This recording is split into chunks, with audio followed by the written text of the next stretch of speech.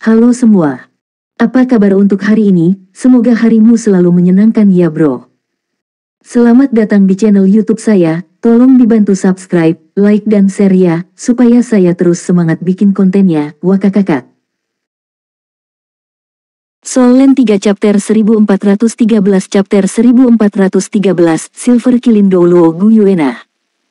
Secara alami, agar dihargai oleh ayahnya yang bijaksana dan benar dan menjadi putra mahkota, Dai Yuyan haruslah sangat cerdas. Pandangannya berubah sedikit. Jadi maksudmu itu sekte Tang? Dai Tianling tidak menjawab, tapi ada cahaya perenungan di matanya. Itu tidak mungkin, bukan? Nada suara Dai Yuyan sedikit lebih tinggi dari biasanya.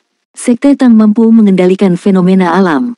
Kekuatan badai itu mungkin tidak sebanding dengan kekuatan ledakan amunisi jiwa tetap peringkat God Killer. Tetapi menurut perkiraan data kami, fluktuasi energi di area cakupan keseluruhan sudah cukup untuk menyaingi ledakan simultan dari beberapa God Killer peringkat amunisi jiwa tetap. Jika Sekte Tang memiliki kendali atas alam sejauh ini, bagaimana markas besarnya masih dihancurkan? Dai Tianling melirik putranya. Dia sedikit tidak puas dengan sikap putranya yang kurang tenang. Masalah ini agak tidak biasa. Jika itu buatan manusia, inilah satu-satunya kemungkinan. Bahkan jika federasi memiliki kekuatan seperti itu, mereka tidak akan membahayakan diri mereka sendiri. Atau mungkin, ada sekelompok monster jiwa samudera yang kuat yang bisa menciptakan hal seperti itu.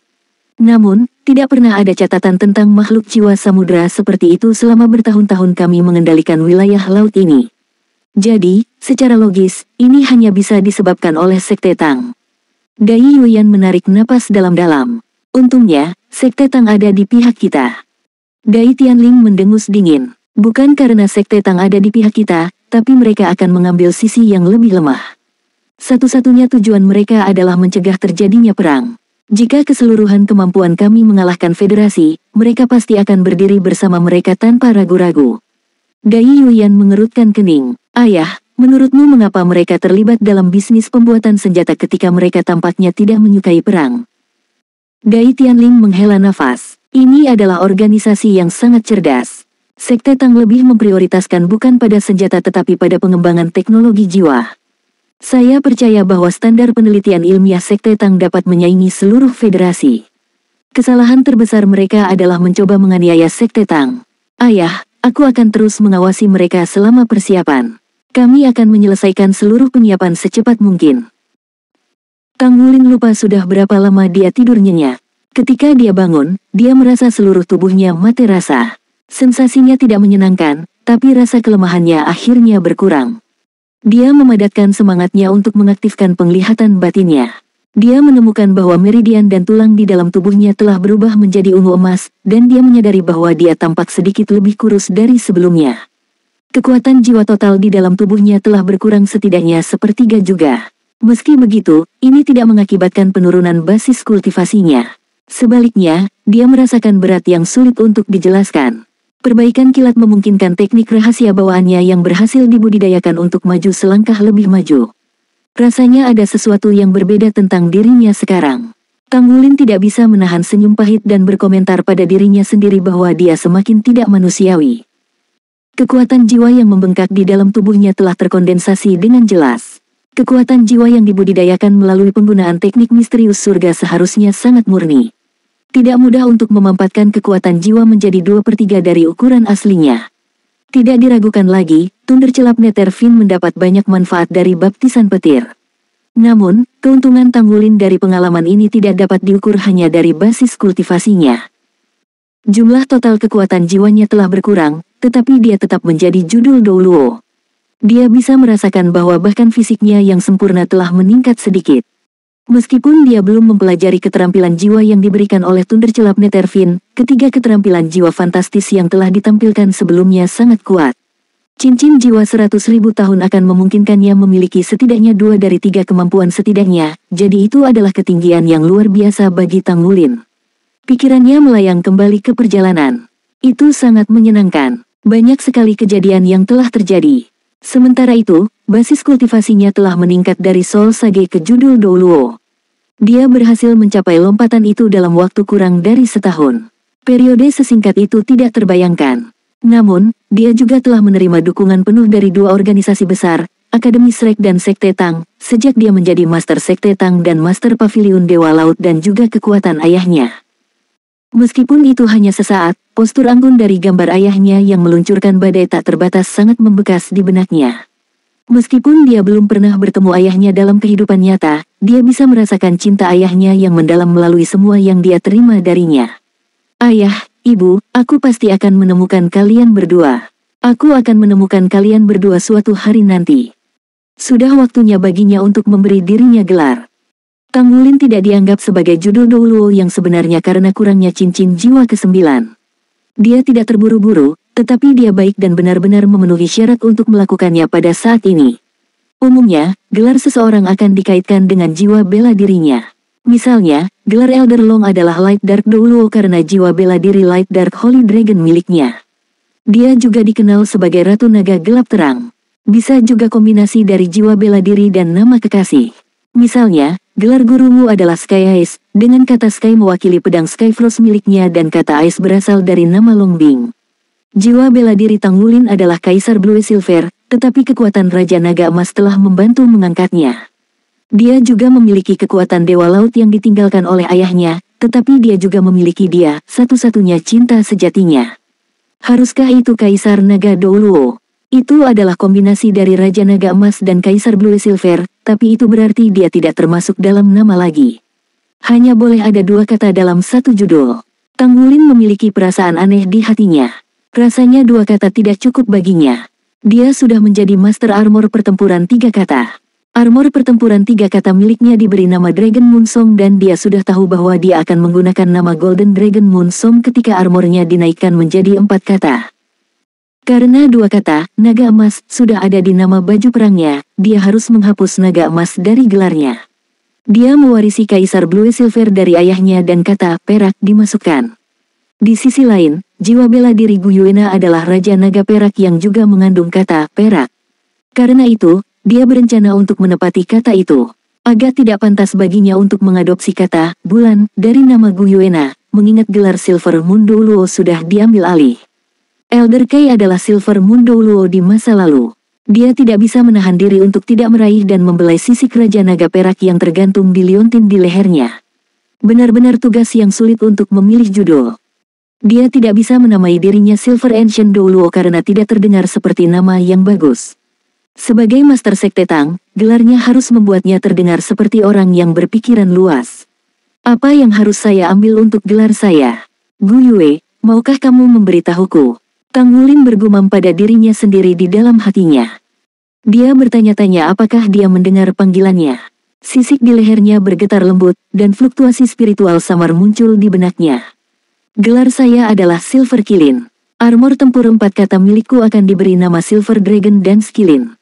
Apakah itu Gu Yue? Bisakah dia benar-benar berkomunikasi dengan saya melalui timbangan?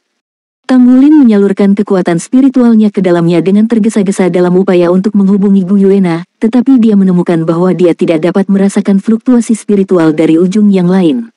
Ini benar-benar tidak adil. Dia mampu merasakan pikirannya, tetapi dia tidak bisa merasakan pikirannya. Tang Wulin tidak bisa menahan perasaan sedikit frustrasi, tetapi pesan Gu Yuena benar-benar menginspirasinya. Tarian Naga Perak Kilin, ya. Itu terdengar sangat cocok dengan lagu Golden Dragon Moon miliknya. Lagu Tang Wulin Naga Emas dan tarian Naga Perak Kilin Gu Yuena. Gelarnya adalah Silver Kilin, yang merupakan kombinasi dari Raja Naga Perak dan namaku. Kenapa aku tidak menyebut diriku? Pada titik ini, Tang Wulin sudah mengambil keputusan. Pilar logam yang sangat besar ditarik perlahan. Setelah 5 hari pemulihan, armada federal telah pulih dari peristiwa tersebut. Para prajurit yang telah melalui kultivasi jangka panjang bisa pulih dengan sangat cepat. Selain beberapa barang yang rusak tidak bisa diperbaiki, armada masih 90% kembali normal. Muka. Itu adalah perintah Douluo Chen Xinji Laut tanpa batas. Dia sangat sadar bahwa armada federal pasti telah ditemukan oleh Kekaisaran Bintang Luo. Meski begitu, apa masalahnya? Apa yang bisa dilakukan Kekaisaran bahkan jika mereka telah menemukan armadanya? Mungkinkah mereka mampu menghentikan armada setelah penemuan itu?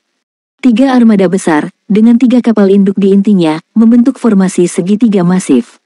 Armada maju dengan cepat menuju garis pantai Star Luo Empire dengan berbagai senjata jiwa yang disiapkan untuk pertempuran. Panglima tertinggi, setidaknya ada 4 divisi pertahanan militer di garis pantai Kekaisaran Star Luo yang dilengkapi dengan banyak senjata jiwa pertahanan berskala besar.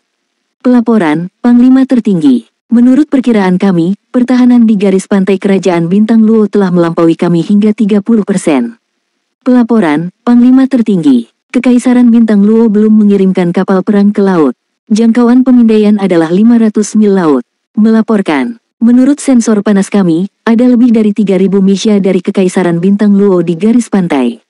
Pangkat spesifik misya tidak diketahui. Semua intelijen yang didapat terus diteruskan ke pos komando. Chen Xinji mendengarkan dengan ekspresi tenang tanpa menunjukkan memberikan perintah apapun. Kurangnya instruksi menandakan bahwa segala sesuatu harus dijalankan sesuai rencana. Jadi, kamu siap, tidak ada apa-apa selain rintangan sesaat. Adapun betapa merepotkannya itu kita akan melihat kemampuan Kekaisaran Bintang Luo ketika saatnya tiba. Soul Land 3 Chapter 1414 Chapter 1414, The Terrifying Ammunition. Pria itu dikenal sebagai Kaisar Bijak Kekaisaran Bintang Luo, tak tertandingi dalam sejarah, Dai Tianling. Saya ingin melihat sejauh mana Kerajaan Bintang Luo memperluas kekuatannya di bawah kepemimpinan Kaisar yang bijaksana ini. Mata Chen Xinji berbinar-binar. Daripada sangat prihatin dengan Kekaisaran Bintang Luo, dia lebih khawatir tentang badai. Saat badai usai, dia bisa melihat dengan jelas siluet pelaku. Tidak ada keraguan bahwa rentetan petir yang belum pernah terjadi sebelumnya terkait dengan siapapun itu, tetapi bagaimana mereka melakukannya. Perbedaan antara basis kultivasi orang itu dan Chen Xinji tidak terhitung, jadi bagaimana mereka bisa membuat Chen Xinji kehilangan kendali atas laut. Sebagai Douluo laut tanpa batas, kemampuan bertarung Chen Xinji adalah yang terkuat di laut. Dia selalu berpikir bahwa dia tidak ada bandingannya di sana. Meski demikian, dampak peristiwa ini berpengaruh signifikan terhadap dirinya. Terlebih lagi, ini adalah hasil dari perbuatan seorang pemuda. Master Sekte Tang, ya. Apa yang disembunyikan bocah ini? Atau haruskah saya katakan, rahasia macam apa yang disembunyikan Sekte Tang? Tidak ada cara untuk menyembunyikan kebenaran tentang Tang Wulin. Tidak mungkin ini menjadi rahasia, bahkan jika dia berharap untuk menyembunyikan Sekte Tang atau Akademi Shrek. Dengan semua orang memperhatikan dengan seksama, hampir seluruh armada melihat Tang Wulin dan ada juga rekaman video dari acara tersebut. Video tersebut telah dikirim ke Federasi melalui peralatan transmisi jarak jauh. Tidak ada keraguan bahwa itu akan menjadi masalah besar bagi Sekte Tang jika mereka ditemukan secara pribadi telah membuat langkah untuk mencegah armada federal melancarkan perang terhadap Kekaisaran Bintang Luo. Ini akan menjadi gangguan pada tingkat yang sama sekali baru dibandingkan dengan guru Sekte Tang yang berpartisipasi dalam pertempuran 5 dewa di Kekaisaran Bintang Luo. Sekte Tang pasti akan berada di bawah tekanan yang lebih besar. Pelaporan, Panglima Tertinggi. Kami akan memasuki jarak tembak senjata jiwa berskala besar milik musuh. Chen Xinji tersentak dari pikirannya. Dia berbicara dengan suara yang dalam, terlibatlah sesuai dengan rencana awal kita.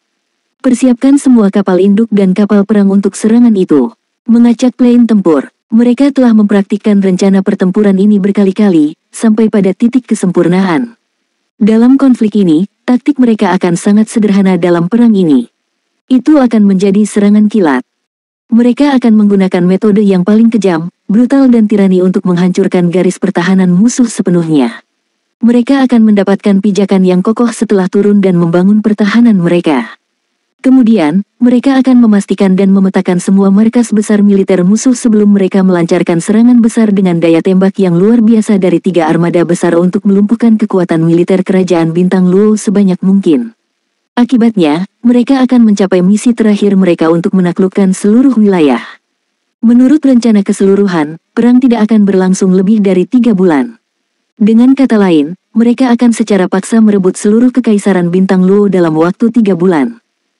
Dalam pandangan Boundless Shadow Luo, ini bukanlah tugas yang sangat sulit karena tidak mungkin Kekaisaran Bintang Luo dapat dibandingkan dengan teknologi dan militer federasi.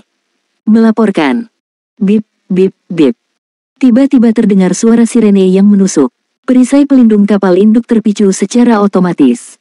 Di pantai yang jauh, aliran cahaya merah tiba-tiba melonjak ke langit dan memotong kurva parabola yang menyilaukan di langit saat melesat ke kapal induk, Dewa Laut DS.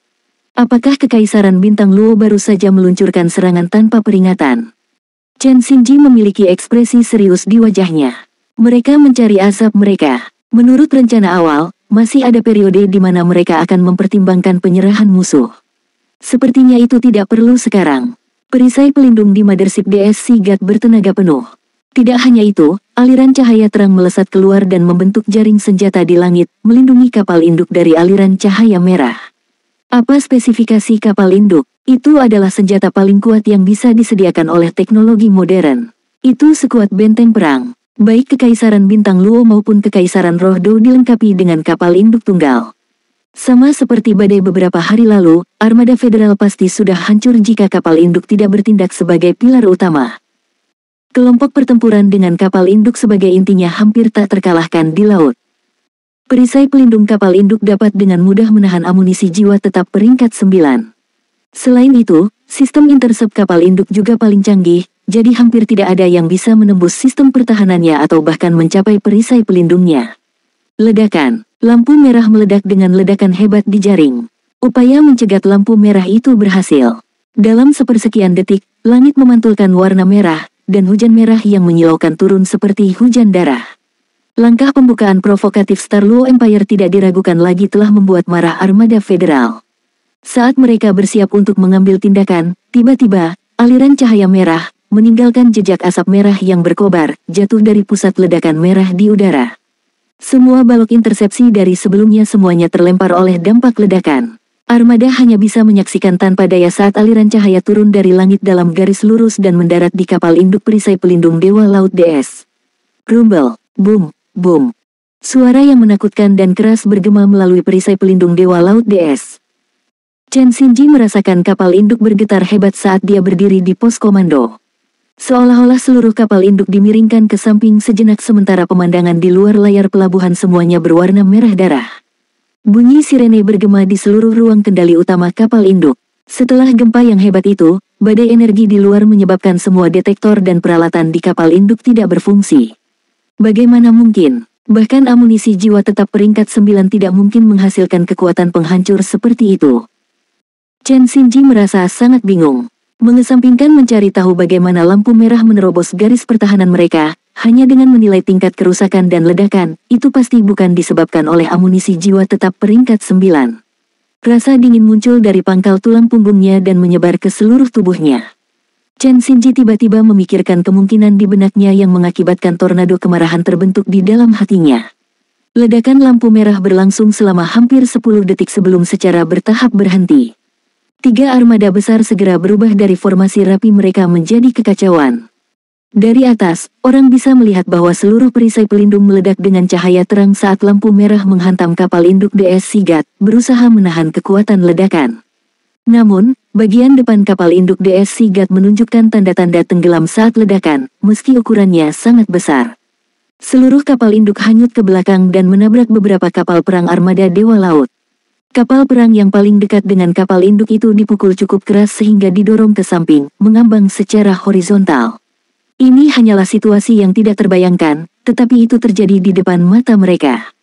Ketika kru armada federal melihat garis pantai di kejauhan, kerajaan Bintang Luo yang diberkahi dengan bentangan tanah yang luas tampak seperti anak domba untuk disembelih. Namun, di mata mereka anak domba itu tampak berubah menjadi serigala berbulu domba.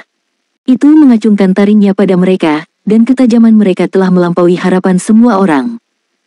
Bagaimana ini bisa terjadi? Mothership DS Sigat adalah kapal perang paling kuat dari ketiga kapal induk.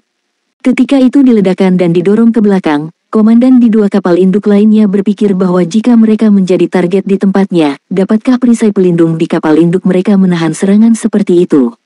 Tidak ada yang tahu jawabannya. Menilai hanya dari penampilannya, kerusakan yang terjadi pada kapal induk DS Sigat tidak diketahui, tapi itu pasti tidak akan terdengar. Sejak kapan Kekaisaran Bintang Luo memiliki senjata yang begitu kuat? Sistem pertahanan kapal induk DS Sigat tidak hanya mampu menahannya, tetapi juga telah menyelesaikan putaran kedua. Apa itu sebenarnya? Tidak ada senjata seperti itu di Federasi. Di sisi lain, pada saat yang tepat, pos komando Kekaisaran Bintang Luo adalah tempat kegembiraan. Ketika layar menampilkan ledakan kedua dari lampu merah, setiap perwira militer tingkat tinggi termasuk Kaisar Dai Tianling dan putra mahkota Dai Yuyan meledak dengan sorak-sorai. Mereka semua merasa seperti memiliki gunung yang membebani dada mereka setelah kedatangan kapal induk yang besar. Kemudian, tampilan layar menunjukkan bahwa induk DS Sagot diledakkan sampai miring 30 derajat ke samping. Itu tidak mampu menahan ledakan, meskipun pertahanannya kuat. Jika mereka menembak lagi, mungkin mereka bisa menenggelamkan kapal induk sama sekali. Soul Land 3 Chapter 1415. Chapter 1415, Mother Sun Soul Chasers. Dai Tianling dengan jelas mengingat spesifikasi amunisi jiwa tetap yang diluncurkan sebelumnya. Amunisi jiwa tetap diberi nama, pemburu jiwa ibu dan anak.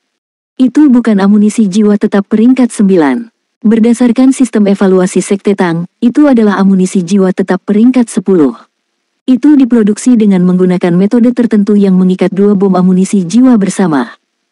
Sekelompok detonator akan menghasilkan daya ledak yang kuat. Semburan kekuatan ledakan diarahkan keluar sehingga menyebabkan kerusakan. Pada saat yang sama, itu juga bertindak sebagai perlindungan bagi perusak batin di dalamnya. Sirkuit inti submunisi perusak mampu membelokkan kekuatan destruktif apapun dari dunia luar. Itu juga berfungsi untuk menggoyahkan struktur internalnya untuk memperbesar gaya ledaknya. Itu memiliki kekuatan penetrasi yang jauh melebihi amunisi lain dengan peringkat yang sama. Seandainya Mother dan Sun Soul Chaser mendarat langsung di kapal perang dan bukan penghalangnya, kapal induk tidak akan tahan terhadap ledakan yang berurutan. Peluru itu akan menembus lambung ke bagian dalam kapal dan menyebabkan ledakan besar. Untuk menghasilkan amunisi jiwa seperti itu, ketepatan sirkuit intinya harus mutlak. Jika tidak, submunisi akan gagal meledak saat kelompok detonator meledak. Dalam kasus ini, hasil yang diinginkan tidak akan tercapai. Kekuatan ledakannya setara dengan 2 bom amunisi jiwa tetap peringkat 9. Namun dampaknya tidak mengikuti persamaan 1 tambah 1 sama dengan 2. Sebaliknya, itu memiliki efek amplifikasi dan penetrasi. Kekuatan destruktif yang dihasilkannya jauh melebihi amunisi peringkat 9. Sebenarnya tidak akurat untuk menyebutnya peringkat 10 baik karena tidak ada pengukuran energi spesifik dari peringkat 10 dan amunisi jiwa tetap peringkat 11 di Federasi. Tidak diragukan lagi, pemburu jiwa ibu dan anak berasal dari Sekte Tang. Teknologi jiwanya disediakan oleh Sekte Tang. Bahkan Dai Tianling, sang kaisar, tidak mau membayar harga selangit untuk itu. Namun, harga selangit itu sepadan dengan nilainya saat ini ketika dia menyaksikan kapal induk DS Sigat diledakkan. Efeknya benar-benar mengesankan. Seandainya dia tidak setuju dengan Sekte Tang, dia akan segera meluncurkan putaran lain untuk menghancurkan kapal induk sepenuhnya. Sungguh sia-sia bahwa dia tidak diizinkan melakukannya. Tindakan menghancurkan kapal induk tidak akan mengubah status inferior mereka dalam perang. Dia malah akan menabur permusuhan mematikan dengan Federasi.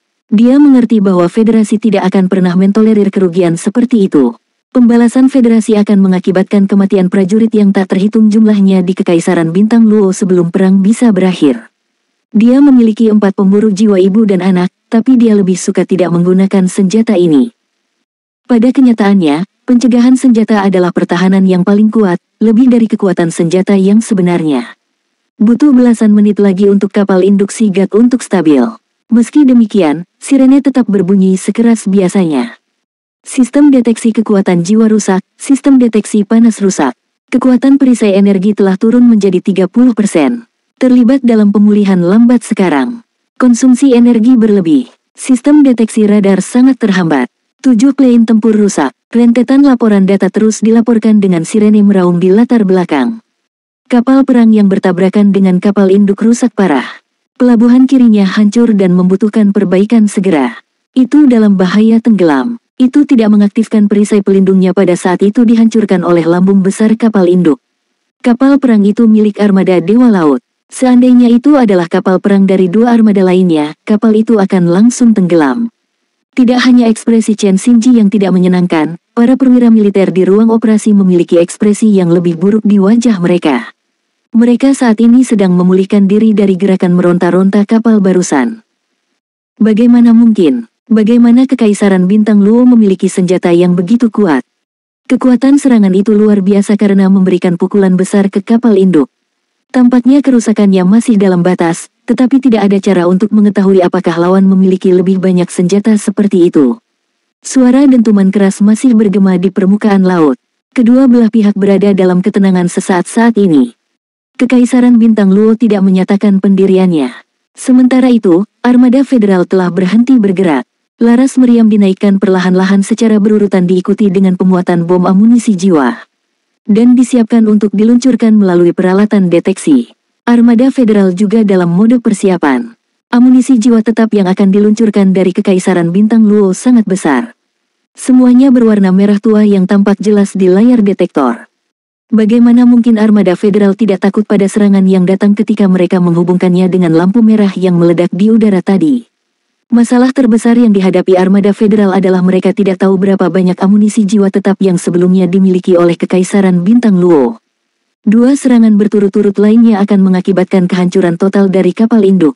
Federasi tidak akan mampu menahan kerusakan sejauh ini dengan pasti. Keuntungan terbesar Federasi adalah 3 kapal induknya. Jika ketiga kapal induk dihancurkan, mereka akan kehilangan keunggulan dalam ekspedisi ini. Secara alami, daya tembak gabungan dari ketiga kapal induk ini dapat menghancurkan segalanya di tepi pantai. Namun, mereka akan mengambil risiko berada di bawah serangan balik jarak jauh jika mereka melancarkan serangan di sisi lawan.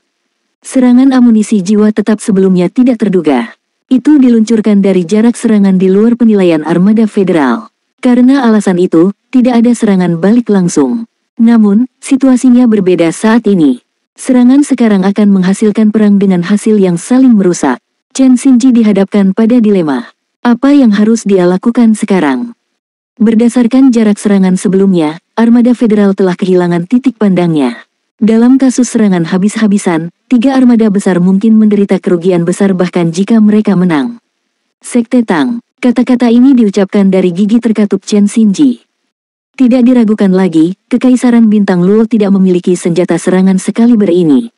Hanya ada satu jawaban. Dia tidak bisa memikirkan orang lain yang mampu mengembangkan ini di Federasi selain Sekte Tang. Amunisi jiwa yang tetap dari senjata semacam itu benar-benar dapat mengancam kerentanan kapal induk. Tujuan kunjungan pribadi Master Sekte Tang Wulin dari Sekte Tang ke Kekaisaran Bintang Luo dan Kerajaan Roh Do adalah untuk mengirimkan senjata. Sekte Tang telah mengkhianati Federasi dengan mempersenjatai musuh. Ini adalah pengkhianatan. Namun, ancaman ada di hadapannya. Sekarang, dia perlu mencari cara untuk melawan perang yang akan datang. Mundur 100 mil laut. Meskipun dia dipenuhi dengan amarah, sebagai panglima tertinggi dari 3 pasukan, Chen Xinji relatif tenang dalam mengeluarkan perintah. Situasi saat ini sudah di luar dirinya. Dia perlu menghubungi Federasi dan meminta keputusan dari mereka. Saat itu, kedua belah pihak bisa saling hancur jika mereka memilih untuk saling berhadapan. Itu sama sekali tidak menguntungkan bagi Federasi.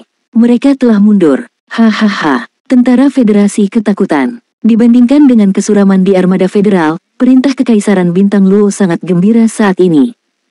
Amunisi jiwa tetap telah memaksa mundur seluruh armada federal. Akhirnya, target awal mereka dianggap selesai. Dai Tianling tidak bersorak lagi. Tatapannya berkilauan dalam suasana hati yang selalu berubah. Saat ini, hatinya dipenuhi dengan penyesalan. Pemburu jiwa ibu dan anak menampilkan kekuatannya yang luar biasa yang mencerminkan kekuatan teknologi Sekte Tang. Tidak berlebihan untuk mengatakan bahwa jika Sekte Tang memasok semua teknologi jiwa ini ke Kekaisaran Bintang Luo, tidak akan lama sebelum Kekaisaran Bintang Luo menyusul Federasi. Kedua benua itu terletak berjauhan. Perang di antara mereka hanya bisa dilakukan dengan satu armada. Kekaisaran Bintang Luo tidak perlu takut selama perbedaan antara teknologi mereka tidak besar. Selain itu, dengan teknologi Sekte Tang, Kekaisaran Bintang Luo akan dilengkapi dengan sumber daya yang melampaui Federasi. Mereka pasti bisa menang atas Federasi dalam pencarian mereka untuk eksplorasi antar planet di masa depan. Soul Land 3 Chapter 1416. Chapter 1416 Trial of Nin Soul Skill. Dai Tianling menyesali tindakannya karena tidak memperlakukan Sekte Tang dengan benar. Dia terlalu percaya diri saat itu. Saat ini, dia mengerti seberapa jauh di belakang Kekaisaran Bintang Luo setelah menyaksikan senjata jiwa Sekte Tang. Dia perlu mencari cara untuk mendapatkan Sekte Tang di kapal perang Star Luo. Faktanya, dia bersedia membayar biaya yang lebih tinggi karena ini adalah peluang besar untuk kebangkitan Kekaisaran Bintang Luo. Pada titik ini, wajah tampan Tang Wulin muncul di benak Dai Tianling tanpa disadari. Dia merasakan kedutan di hatinya saat bocah lelaki itu memanfaatkan putrinya. Dia benar-benar ingin membunuh Tang Wulin. Namun, dia tidak punya pilihan selain mengakui bahwa pihak yang berlawanan akan bersorak sekarang jika bukan karena kehadiran Tang Wulin. Pada saat yang sama, dia telah mengamati fenomena luar biasa sebelumnya. Jika Sekte Tang telah menguasai kendali atas kemampuan seperti itu dan Kekaisaran Bintang Luo berdiri untuk mendapatkan keuntungan darinya, apalagi yang perlu ditakuti tentang federasi. Tang Wulin tidak menyadari suasana hati Dai Tianling saat ini. Kapal selam Tang Sekte sedang menuju kembali ke benua Douluo dengan kecepatan tinggi. Setelah beberapa hari istirahat dan pemulihan, Tang Wulin mendapatkan kembali kondisi puncaknya sekali lagi. Saat mereka bepergian di bawah laut, mereka tidak menyadari situasi di Kekaisaran Bintang Luo. Namun, mereka sudah melakukan yang terbaik. Jika Kekaisaran Bintang Luo masih tidak mampu menghentikan armada federal sendirian, maka tidak ada lagi yang bisa mereka lakukan. Kamu baik-baik saja seperti yang diharapkan. Saya tidak tahu lagi kondisi spesifik tubuh Anda. Saya hanya bisa mengatakan bahwa daya tahan tubuh Anda telah melampaui batas manusia. Bahkan seseorang seperti saya yang merupakan limit Douluo tidak dapat menandingi ketahanan tubuh Anda tanpa menggunakan kekuatan setengah dewa. Setelah transfer informasi, Roh Kudus Douluo kembali ke kapal selam. Dia telah menghabiskan beberapa hari terakhir mengamati kondisi tubuh Tang Wulin. Dia telah mengetahui tentang badai petir yang terjadi beberapa hari yang lalu. Dia merasa sangat terkejut karena Tang Wulin tetap aman dalam gelombang besar petir. Jadi, dia memantau Tang Wulin selama beberapa hari karena khawatir akan ada efek samping dari kejadian tersebut. Ternyata, tubuh Tang Wulin bukan lagi manusia. Tidak hanya tidak ada efek sampingnya, Tang Wulin sebenarnya sangat bersemangat dan gagah seperti naga itu. Dia dalam kesehatan yang cukup baik, dan tubuhnya mengalami transformasi jinak setiap hari. Setelah cincin jiwa ke-9-nya terbentuk, dia akhirnya mencapai peringkat judul Douluo. Tidak ada kebutuhan mendesak baginya untuk terus meninggikan dirinya sendiri. Dia hanya perlu fokus untuk menstabilkan pangkatnya. Tang Wulin menampilkan pertunjukan yang mengesankan di mana dia meluangkan waktunya. Dia menetapkan target sederhana untuk dirinya sendiri. Dia akan menstabilkan pangkatnya sepenuhnya dan menguasai kendali tubuhnya sebelum kembali ke benua Douluo. Terima kasih Ibu. Saya pikir saya baik-baik saja dan dalam kondisi yang lebih baik daripada sebelumnya. Tang Wulin merasa luar biasa dengan peningkatan substansial dari kondisi fisiknya. Dia merasa bahwa bahkan segel Raja Naga Emas tidak mengancamnya sekarang. Dia sudah menembus 12 segel Raja Naga Emas saat ini. Masih ada 6 segel lagi yang harus dilalui dan masing-masing dari mereka pasti akan lebih ganas dari yang sebelumnya. Namun, dia merasa lebih percaya diri sekarang karena meterai ke-13 tidak akan menjadi ancaman yang terlalu besar. Dia mengerti bahwa dia perlu memperpanjang terobosan segelnya sebanyak mungkin setelah berkomunikasi dengan ayah kandungnya. Jika tidak, bahkan kekuatan yang ditinggalkan di tubuhnya oleh ayahnya tidak mungkin dapat sepenuhnya menekan pikiran destruktif Raja Naga Emas. Lagi pula itu adalah peringkat alam dewa kelas atas. Kecuali Tang Wulin naik ke Godot, jika tidak, dia tidak mungkin menyerap kekuatan Golden Dragon King sepenuhnya untuk digunakan sendiri. Akibatnya, Tang Wulin tidak memiliki niat sedikit pun untuk menerobos segelnya terlebih dahulu meskipun daya tahan tubuhnya telah meningkat dengan pesat. Lebih penting baginya untuk mengkonsolidasikan semua kemampuannya sekarang. Dia mendapat banyak keuntungan dari kunjungannya kedua kerajaan besar kali ini. Perjalanan pulang yang berlangsung beberapa bulan itu kondusif baginya untuk memproses keuntungannya. Di sisi lain, Tang Wulin tampaknya berubah setiap hari di mata rekan-rekannya. Kualitas dominannya sepertinya sedikit kurang. Faktanya, dia menjadi lebih lembut. Dia tampak seperti orang biasa di banyak kesempatan. Meskipun demikian, semakin lembut dia, semakin berbahaya perasaannya. Kakak, jangan. Xie memandang Tang Wulin dengan ekspresi malu-malu. Tang Wulin merasa tidak bisa berkata-kata. Bukankah kamu selalu ingin melampauiku? Mari adu mekanik. Jangan khawatir, aku akan berbelas kasihan. Xie menggelengkan kepalanya seperti mainan. Tidak, saya tidak berencana untuk melampaui Anda sama sekali. Sebenarnya, dulu aku juga tidak. Itu selalu menjadi ide Yue Zhengyu.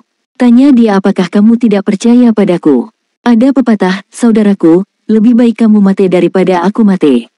Xie telah menyaksikan badai itu dengan matanya sendiri. Dia tidak ingin adu mekanik dengan monster seperti Tang Wulin. Su Xiaoyan menutup mulutnya dan tertawa pelan. Dia juga tidak mencoba untuk berbicara atas nama Yue Zhengyu. Ye Xinglan dan Yuanen Yehui sedang menyempurnakan armor perang 3 kata untuk semua orang. Pada tingkat kerja mereka, armor pertempuran 3 kata untuk Shrek 7 Monsters akan selesai pada saat mereka tiba di benua Douluo. Pada saat itu, semua orang akan menjadi master armor perang 3 kata. Tang Wulin telah mengumpulkan keuntungannya dan menjadi sangat mengenal kemampuannya baru-baru ini. Dia melakukan pemeriksaan diri untuk mengetahui hal-hal yang telah dia pelajari dari pengalaman ini, tetapi dia hanya bisa menguji dan memverifikasi kemampuannya melalui pertarungan yang sebenarnya. Itulah mengapa dia pergi mencari Xie. Matilah, Xie. Sejak kapan saya mengatakan bahwa saya ingin melampaui Kapten? Apakah kamu manusia? Kapten, saya selalu menjadi penggemar setia Anda. Xie telah membuat pernyataan jahat tentang Anda di belakang Anda. Hajar dia. Kami akan mendukungmu. Yue Zhengyu masuk melalui pintu di samping. Dia melirik Su Xiaoyan yang diam-diam mengirim pesan kepadanya. Dia memiliki ekspresi kebencian dan kebencian yang dalam di wajahnya. Tang Wulin berbicara dengan sedikit ketidakberdayaan, apakah tidak apa-apa jika kalian berdua adu mekanik dengan saya? Tidak, kata keduanya serempak. Tang Wulin adalah judul Douluo sejati sekarang. Yue Zhengyu baru saja mencapai terobosan ke peringkat jiwa Douluo beberapa hari yang lalu, sementara Xie masih kekurangan budidaya yang paling penting untuk mencapai ranah jiwa Douluo. Mereka bukanlah lawan yang layak bagi Tang Wulin bahkan dengan upaya gabungan mereka ketika mereka sebelumnya memiliki peringkat yang sama, apalagi sekarang ketika ada perbedaan besar dalam kemampuan mereka. Mereka tidak ingin menanggung siksaan. Kalian berdua pengecut, Tang Wulin merasa tidak bisa berkata-kata. Dia benar-benar ingin adu mekanik saat ini, dan dia mendapati dirinya merindukan pertempuran 5 dewa. Semakin dia stres, semakin baik baginya untuk mengekspresikan potensinya. Namun, tampaknya tidak ada lawan yang cocok untuknya saat ini. Meskipun ibu baptisnya adalah limit Douluo, dia bukanlah penggemar berat pertempuran dan lebih terampil dalam penyembuhan. Sedangkan untuk yang lainnya, tidak ada yang mau ikut adu mekanik dengan Tang Wulin. Bagaimana jika kita bertanya pada Su Xiaoyan? Su Lizhi juga bisa bergabung. Kalian berempat melawanku. Tang Wulin memandang mereka dengan antisipasi. Su Xiaoyan berbicara dengan kepahitan tersembunyi di matanya, Kapten, saya seorang perempuan. Bagaimana kamu bisa menanyakan itu padaku? Tang Wulin berbicara dengan nada tidak menyenangkan, berhenti berpura-pura. Anda adalah aktor kelas 1 ketika kami berada di akademi. Jangan coba-coba menyihir saya. Xinglan dan Yuanen adalah yang terbaik. Mereka tidak akan pernah mengatakan tidak pada tantangan jika mereka ada di sini. Bagaimana Anda semua akan maju jika Anda tidak berani menghadapi tantangan? Tidakkah Anda memperhatikan bahwa kecepatan saya meningkat pesat ketika saya terus-menerus terlibat dalam menantang Feng Hao Douluo? Menjatuhkannya, kata mereka bertiga hampir berbarengan. Baik, lupakan saja. Saya menuju ke permukaan laut untuk berlatih sendiri. Mungkin aku akan bertemu dengan monster jiwa laut yang kuat. Tang Wulin pergi dengan kesal. Pada kenyataannya, dia sangat sadar bahwa dia tidak mungkin bertemu dengan makhluk jiwa laut yang kuat. Makhluk jiwa laut tidak akan menyerangnya sama sekali karena aura dewa laut di tubuhnya. Kapal selam naik dari kedalaman. Tang Wulin terbang ke permukaan laut. Dia menghirup udara segar dan lembab dan langsung disegarkan. Meskipun Xie dan yang lainnya menolak untuk bertarung melawan Tang Wulin, mereka tidak akan melewatkan kesempatan untuk menghirup udara segar. Semuanya mengikuti Tang Wulin ke permukaan. Meskipun demikian, mereka menolak untuk mendekati Tang Wulin tetapi hanya mengawasinya dari kejauhan. Tang Wulin melirik ketiga rekannya yang waspada. Dia berpikir tentang Aruheng dan Sima Jinci yang juga kompetitif, tetapi keduanya terlibat dalam budidaya pintu tertutup sekarang. Jika tidak, dia bisa mengajak mereka berkencan. Dia merasa agak gelisah karena tidak bisa mengekspresikan kekuatannya meskipun memiliki semua kekuatan itu. Setitik warna ungu melintas di matanya saat cincin jiwa muncul dari bawah kakinya. 4 cincin jiwa hitam muncul pertama, kemudian cincin jiwa hijau emas, diikuti oleh cincin jiwa ke-6 hingga ke-8 yang semuanya berwarna oranye emas, sedangkan cincin jiwa ke-9 memiliki warna yang aneh. Cincin jiwa ke-9 berwarna merah darah di permukaan dengan lapisan cahaya ungu emas beredar di dalamnya. Faktanya, Tang Wulin mungkin bisa menjadi orang pertama dalam sejarah yang memiliki Thundercelap Netherfin 100 tahun sebagai cincin jiwanya dan jiwanya. 9 cincin jiwa saling melengkapi. Warnanya tidak hanya berbeda tetapi juga luar biasa, emas hijau yang khas, emas oranye yang mengejutkan, dan ungu emas yang bergengsi. Rambut panjangnya tergerai longgar di punggungnya. Ada kualitas yang tidak biasa pada dirinya terutama saat berada di laut. Bahkan air laut menjadi sebening kristal di hadapannya. Elemen air kental di sekitar Tang Wulin menopang berat badannya. Meskipun dia terbang di udara, dia tetap menjadi yang terbaik sepanjang waktu dengan konsumsi energi yang minimal.